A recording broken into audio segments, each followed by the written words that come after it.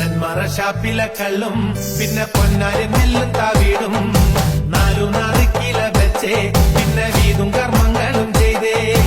കാലങ്ങളേറെയായി അമ്മേ ഞങ്ങൾ ശ്രീ കുരുമ്പമ്മ നടയിൽ